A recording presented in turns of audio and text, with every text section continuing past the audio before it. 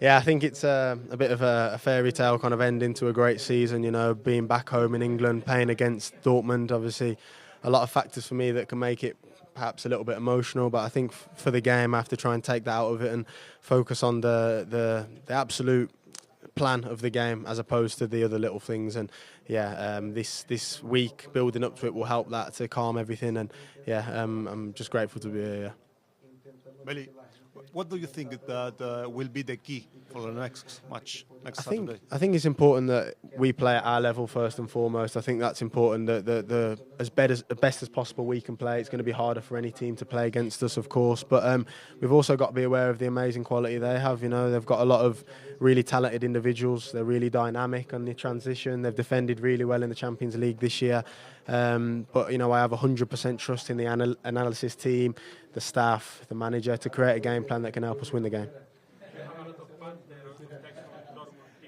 Not too many, no. I think we're both in the same boat where we kind of want to distance each other, so it's not too emotional, like I said before. But I spoke to Jayden a little bit, and yeah, he's someone that I respect a lot and that I know very well from my time in Dortmund. So yeah, it'll be nice to see them until about 9 o'clock. Vinicius said that he would give you the Ballon d'Or. Who would you give it to? I'd give it right back to him, to be fair. Maybe if that's what he wants to do, we could cut one in half maybe and both share it. But no, I think there's a lot of great players in the world at the minute. For me, I've said it before, I think he's the best player in the world. I think when he's at his best, he's unplayable. Also, Tony, I think, has a great chance.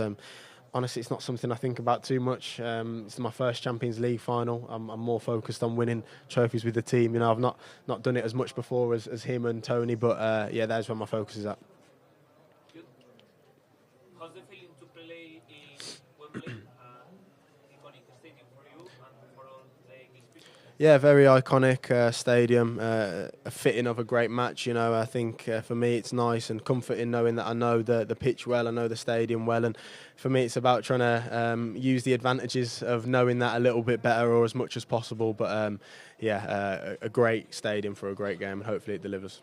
How do you prepare a week like this with this kind of match? Yeah, days like this are a bit mental, to be honest. There's a lot of people here. Obviously, I'm not used to kind of media days like this, but I suppose it's all part of the experience of playing in the Champions League final, and I don't take it for granted. I want to enjoy it for what it is, and yeah, like I said, very grateful to be here, but the focus is on the game. He was first, lad. He's way. He's tried to get in about 3 times. Man, go on, mate. Have you talked with Madrid, with girls, with players that play a lot of Champions League finals? Have they given you any advice? Yeah, I speak a lot with them. I have a really good relationship with them both. Some of my best memories this year are just sat around a dinner table listening to them talk about their experiences. I'm like a kid when they speak and they give me this information and they talk about the memories they have. And, it's nice that I'll be able to create memories with them as well and with the rest of the team. And hopefully one day I can tell a bit more about mine. You had a better first half of the season probably than the second part. You had that injury.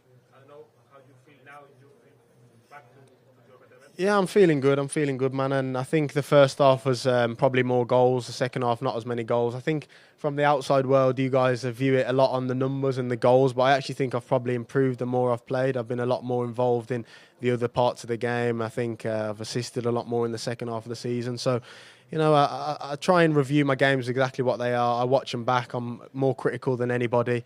And I know you guys see the game in a slightly different way, but yeah, I just try and help the team on any given day, do whatever role it takes, even if it means that maybe I have to sacrifice myself a little bit for the team at times. I'm willing to do it every single time.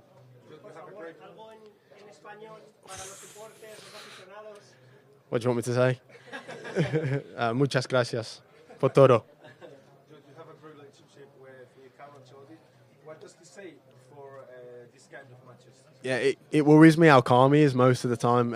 I think he's been here before a million times, and you can see that in his approach to the games. He's very calm, very relaxed. He gives that feeling of comfort for the players. He makes you feel not nervous, really, and he's someone that I respect a lot, and he's someone that I will always, whenever I get the chance to play under him, give absolutely everything I've got for him.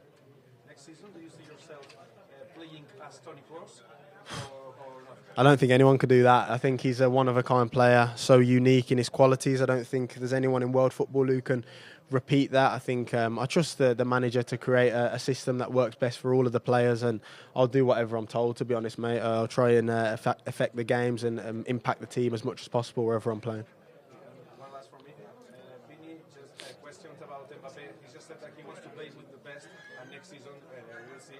It depends on Presidente Florentino Perez. Exactly. I like you're asking me about the position next year. I don't pick the team, and I certainly don't make the transfers. But you know, Kylian Mbappe, what a player! You know, who wouldn't want to play with someone as good as him? I don't want to kind of put any more pressure on the situation. I know for him it's probably difficult having everyone always talking about him, but would be really nice. Who will be brave enough to wear the number 8 next season? The number 8, again, that's not really any of my business, to be fair. I'm really comfortable with my number, so I think I'll keep that. And, you know, there's a few good fits, but I think it comes down to whether Tony and the club decide. You know, it's obviously a big responsibility because of everything he's given to football and to Real Madrid. So, I'm sure there's a lot of players that are ready to step up.